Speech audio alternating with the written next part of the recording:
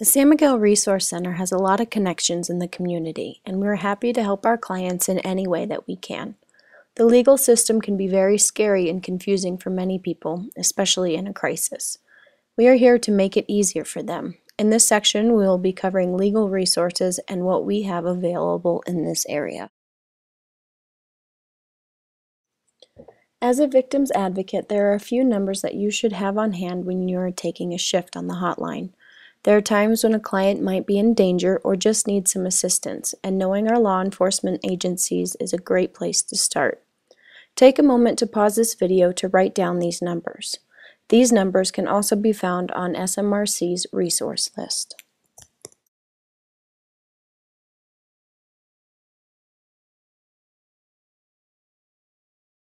Again, let us go over the legal definition of domestic violence. When a police officer responds to a DV call, he will assess the situation to make sure it all falls under legal definition.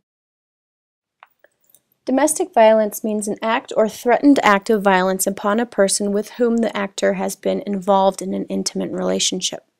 Domestic violence also includes any other crime against a person or against property, including an animal, or any municipal ordinance violation against a person, property, or animal, when used as a method of coercion, control, punishment, intimidation, or revenge directed against a person with whom the actor is or has been involved in an intimate relationship. Intimate relationship means relationships between spouses, former spouses, past or present unmarried couples, or persons who are both the parents of the same children, regardless of whether the persons have been married or have lived together at any time.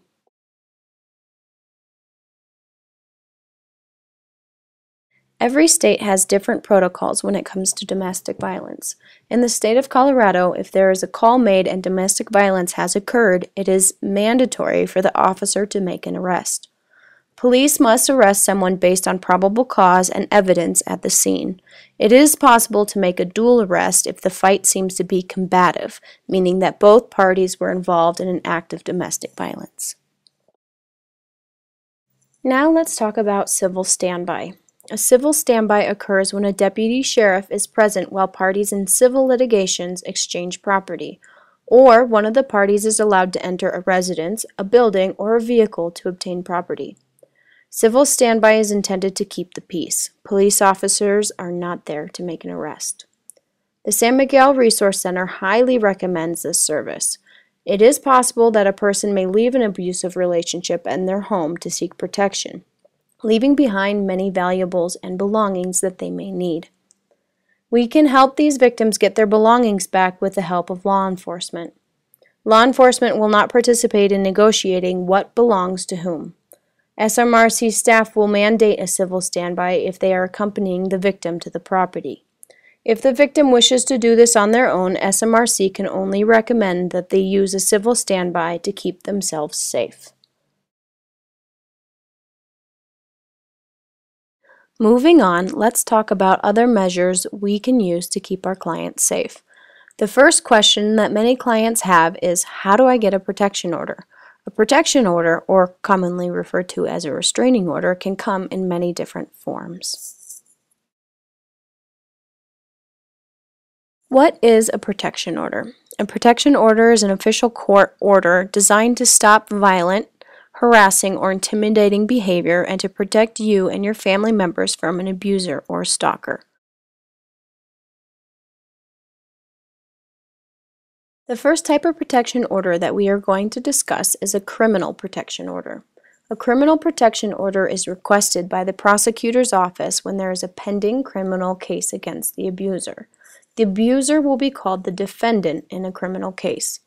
This type of protection order does not require the victim to go to court. It is also called a mandatory protection order or a no-contact order. What advocates and clients need to know about criminal protection orders? The order prohibits any contact between the victim and the abuser. It is requested by the prosecutor's office and the victim does not have to appear in court.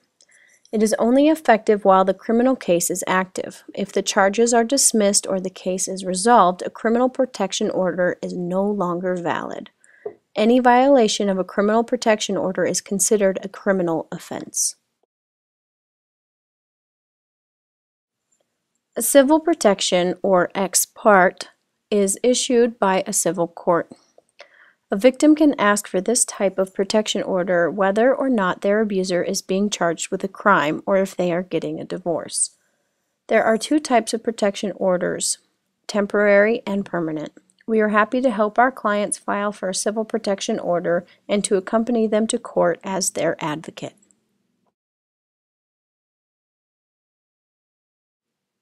Temporary protection orders are in place to protect the victim until the hearing for the civil protection order that they applied for.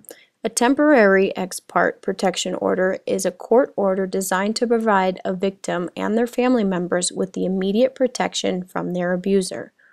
Ex parte means that the victim can get the order without the abuser being present in court.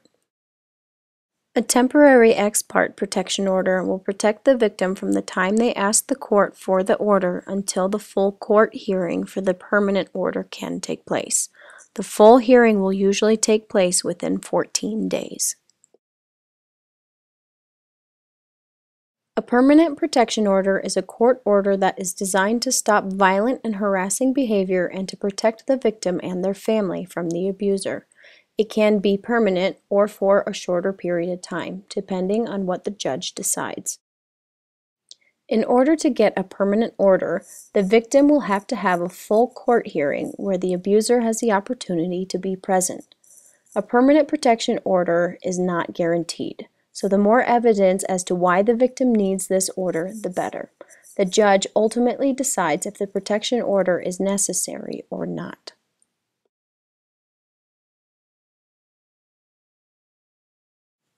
Now let's talk about other legal resources SMRC offers.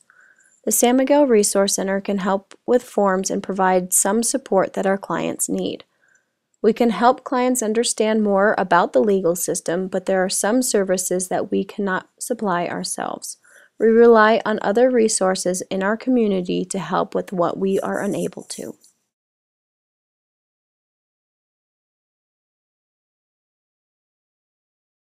Here are a few resources we reach out to and phone numbers. Please pause this video if you would like to write these down, but again, this information is on the resource list we provided for you.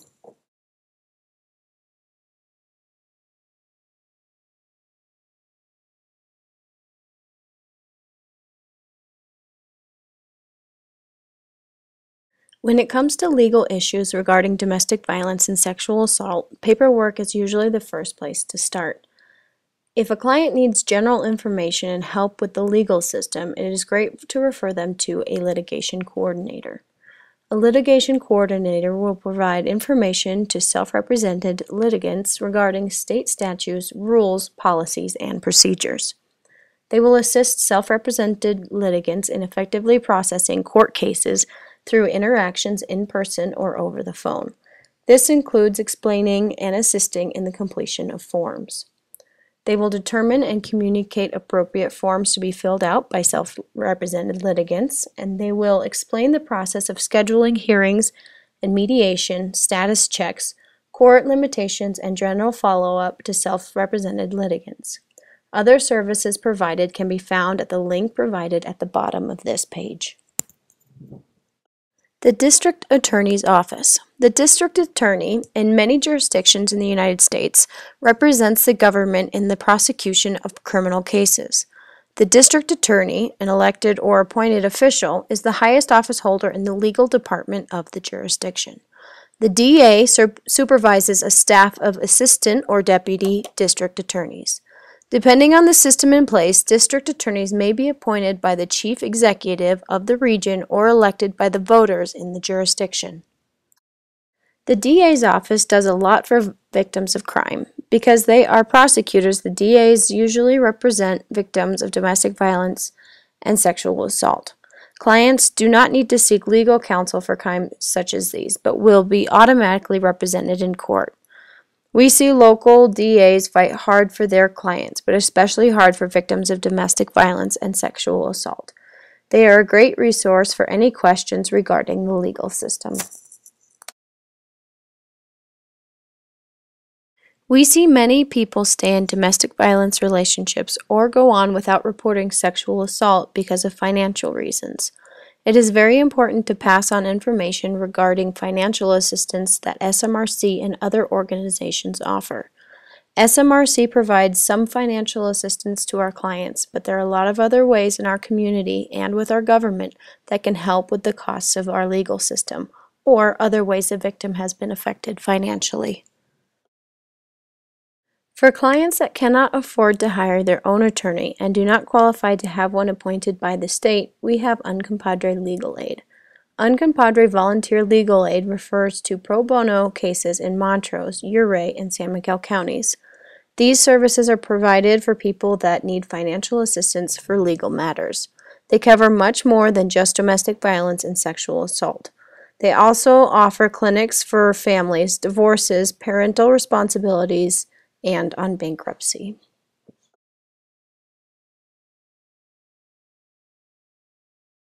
There are a few ways to get compensation for a crime that has been committed against you. Going through the court system, you can ask for restitution from the perpetrator for damages done to you and to your property. But this is not the only way to make sure your financial needs are taken care of. Crime Victims Compensation is a great way to help victims with this matter. It is a resource for the victims to receive financial compensation for damages that occurred during a crime or are the result of the crime. CVC is an application process a victim must go through to receive benefits. Self-help and free legal advice clinics happen periodically in our community and surrounding areas. For more information about this, please contact a staff member or visit our website at sanmiguelresourcecenter.org. Lawyers in Denver can also provide free legal advice depending on the attorney's office.